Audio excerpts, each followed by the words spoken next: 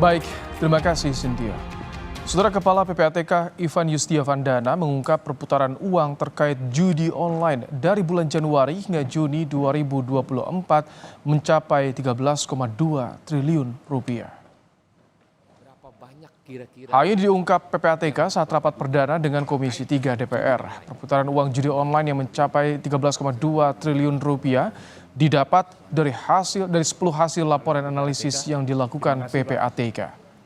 Saya sesuai dengan judul hari ini adalah rapat kerja Komisi 3 DPR RI dengan PPATK, evaluasi. Mereka juga mendukung upaya pemberantasan judi online melalui hasil analisis sebanyak 10 laporan hasil analisis dengan total perputaran dana 13,2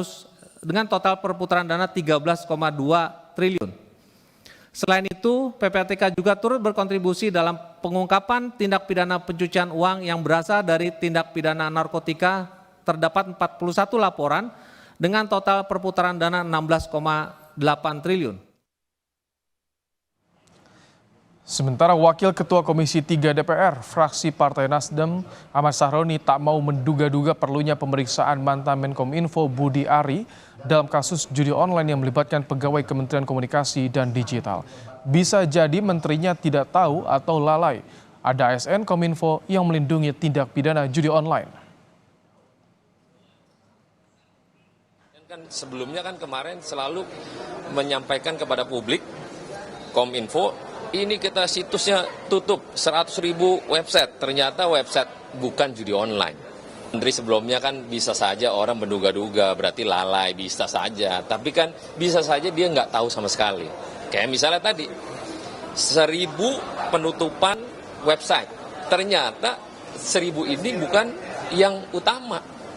Jadi yang lain malah yang aman, yang ini ditutup. Nah, mantan Menkominfo yang kini menjadi Menteri Koperasi Budi Ari Setiadi menanggapi soal pegawai Kemenkominfo yang terlibat judi online. Budi Ari mendukung pemberantasan judi online di Indonesia. Budi Ari juga menegaskan kini dirinya fokus menjalankan tugas baru sebagai Menteri Koperasi. Satu, saya fokus ngurus koperasi dan rakyat. Dua, kita mendukung penegakan hukum. Tiga, kita mendukung pemberantasan judi online di seluruh lini di Indonesia. Jangan kasih kendor. Terima kasih. Udah.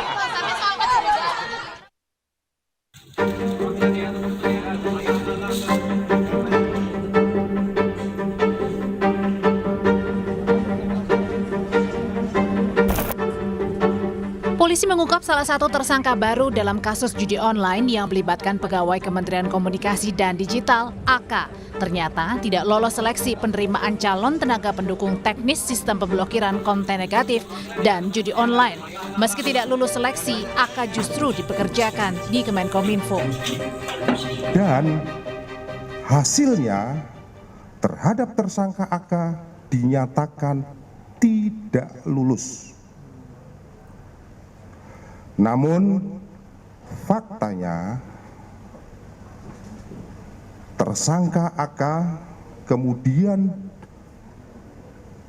dipekerjakan dan diberikan kewenangan untuk mengatur pemblokiran website perjudian online. Menteri Komunikasi dan Digital Mutia Hafid pun mengungkap tempat perjudian online bukan hanya melibatkan pegawai Kementerian Komunikasi, tapi juga menyasar ke institusi lain, termasuk partai politik. Jajaran itu juga ada, gitu ya, tidak hanya menengah, bawah atau dimanapun. Jadi tempat berhimpunnya manusia, baik itu komunitas, baik itu institusi, lembaga, termasuk baik itu di partai, itu ada potensi yang bermain judi online. Kapolri memastikan akan menindak pihak-pihak yang terlibat dalam permainan judi online. Polisi pastikan tak akan pandang bulu dalam memberantas judi online. Tim Liputan Kompas TV. Kepala PPATK mengungkap perputaran uang terkait judi online dari bulan Januari hingga Juni 2024 mencapai 13,2 triliun rupiah. Sementara Wakil Ketua Komisi 3 DPR Ahmad Sahroni tak mau menduga-duga perlunya pemeriksaan mantan Menkominfo Budi Ari dalam kasus judi online yang melibatkan pegawai Kementerian Komunikasi dan Digital. Informasi lebih lengkap kita tanyakan pada jurnalis Kompas TV Deni Putu Trisnanda. Selamat petang, Putu. Apa saja pernyataan yang disampaikan Budi Ari terkait pegawai Kemenkominfo yang terlibat judi online, Putu? Ya, secara langsung memang tidak ada yang disampaikan atau respons dari Budi Ari yang pernah menjabat sebagai Menkominfo pada periode sebelumnya di era pemerintahannya Presiden Joko Widodo, bahwa ada singgungan soal orang-orang Komdigi, yakni Kementerian Komunikasi dan juga Digital yang terlibat, ditetapkan sebagai tersangka ada 11 orang. Bahkan tadi juga sempat ramai begitu ya, bagaimana ada kritik juga dari Komisi 6 meskipun rapat Komisi 6 itu fokus membahas porsi Budi Ari dan juga komitmen Budi Ari sebagai Menteri Koperasi.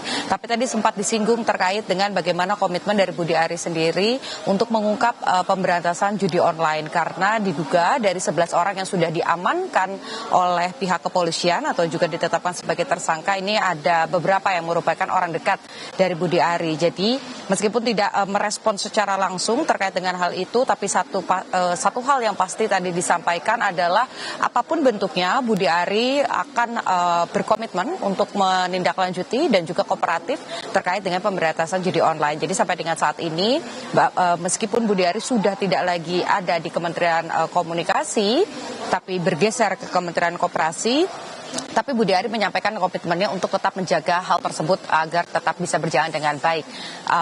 Ibrahim. Putu, lalu bagaimana yang dilakukan Komisi 3 ke depan setelah menerima laporan PPATK?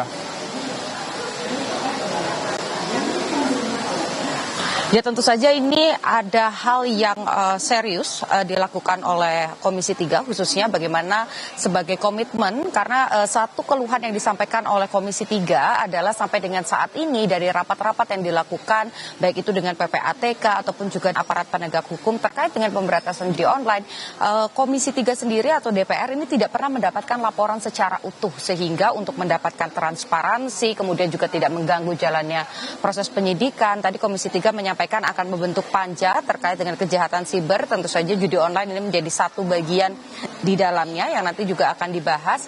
Dan tadi juga disampaikan kalau memang perlu dilakukan secara tertutup rapatnya supaya tidak mengganggu proses penyidikan, maka Komisi 3 akan menyediakan tersebut lewat panja, akan diadakan rapat secara tertutup. Yang pasti kenapa harus disampaikan secara utuh dan juga transparan, niatnya adalah supaya kalau memang PPATK menemukan sesuatu dan tidak ditindaklanjuti oleh aparat penegak hukum, maka Komisi 3 akan melakukan intervensi supaya apa yang ditemukan oleh PPATK bisa ditindaklanjuti oleh aparat penegak hukum. Ibrahim. Terima kasih Deni Putu Trisnanda untuk laporan Anda.